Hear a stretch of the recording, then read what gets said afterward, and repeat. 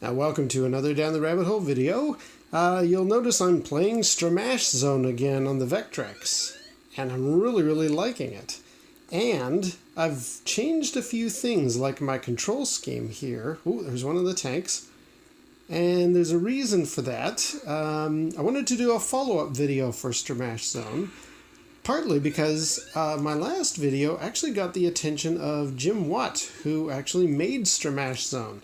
He had a variety of things to mention with regards to my video. Some of the questions or comments I had, he much appreciated, but he wanted to answer some of them. Let's get this guy. And I also came up with a really good solution for the way to play this thing with the Atari Joysticks. And you can probably see it's on my lap right now. Oh, here comes that missile. Did I get him? Yes, I got him.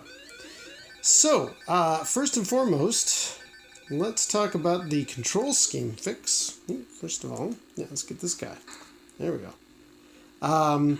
Yeah, I mentioned when I talked about the about Stramash Zone how you can play it just using the Atari Joysticks, and I was thinking, well, there's the age-old problem with making an Atari controller work on a Vectrex that you have to kind of shave the very edges of the port or the plug where it goes in.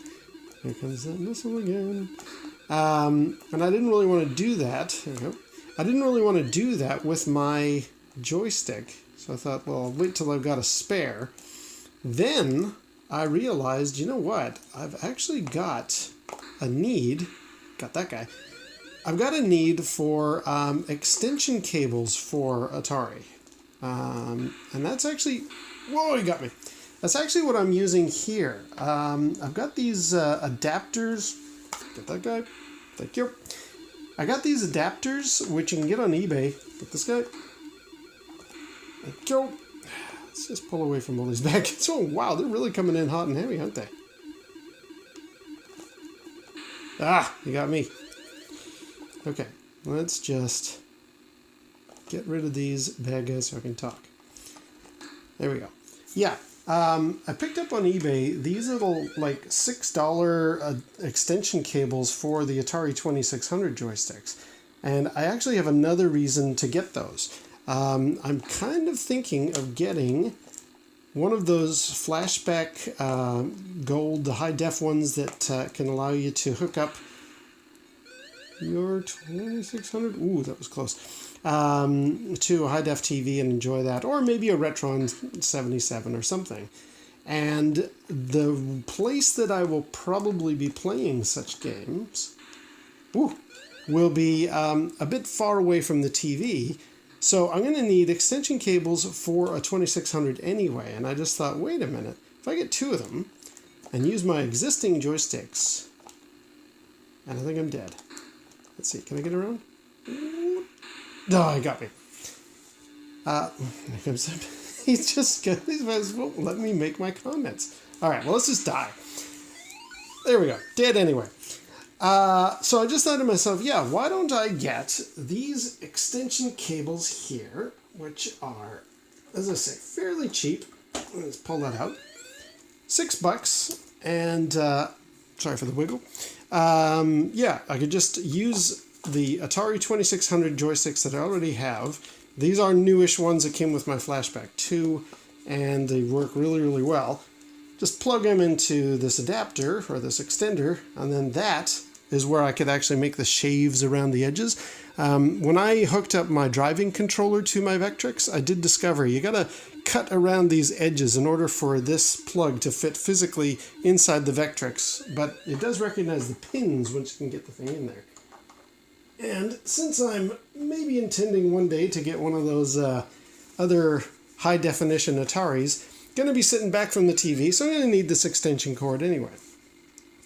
Now, that solves how to actually get two joysticks plugged into the Vectrex. And I was thinking, okay, next I'm going to need some kind of a rig, some kind of a little boxed thing that will hold these in a tank configuration. Because what I really like about what Jim has done is he's made it so that these are, of course, the up and down, the tread movements, but how do you reach over to the buttons? A limitation the Vectrex has is it doesn't actually recognize the button of the Atari 2600, But Jim came up with a brilliant strategy. You just push this joystick that way to fire. So you're sitting there busy, driving along, but when you need to fire, you just push to the side. And that's a really good control scheme solution. I like that. So I thought, okay, well now all I need to do is just mount these into something. And I thought, I was messing around with ideas, okay, am I going to 3D print something? Am I going to get something carved out of wood? And I realized a year or so ago, my brother-in-law actually made this for me so that I could put my Vectrex controller in here and use the steering controller or the driving controller for a variety of games. I've done a video about that already. But I thought, well, wait a minute, since I've got this hunk of wood just sitting here for Vectrex purposes, wouldn't it be nice if these sit in here? And they kind of do. Now, they don't fit flush. They don't actually sit all the way down, but they sit on my lap pretty nicely. I can do that. Little bit of a gap here, which causes some wiggle. So then I just thought, well, I know. Just grab a wad of paper and shove that in between. And you know what? This has been working really, really well. This is my tank controller for Stramash Zone. Works out perfectly. So yeah, that's what I've been doing. And I really like this way to play this game. Now, a couple of other things. So as I say, Jim got back, Jim actually left me some comments. Let me just see if I can pull them up. The first one was, I had made mention Stramash is a place in Scotland, I think, which is where the developers are from. Jim said, I'm not from Stramash, I'm from Glasgow, where many a Stramash occurs, it has to be said. Stramash is a Scots word for a fight, or brawl, or a battle, perhaps. Now, there are other modes you can play in here. Can I make these selections? Yeah. So there's Stramash Zone, which I talked about. Then there's also, there's Rammy Zone, which is a little bit, I think that's basically the same Battle Zone game, but without any obstacles. Jim says to that, Rammy also is a kind of term for fight or battle, and gloaming means twilight. And he was kind of saying, like Twilight Zone, get it? Like Battle Zone, Twilight Zone. So that's where your Rammy comes in, and also gloaming. Gloaming does have the over-the-head perspective, which Jim thought would be kind of just an interesting change for people to try out. Now, let's just go back. Oh, this is sound test. Okay, so let's go. Now, the other one that I wasn't sure about was clipping.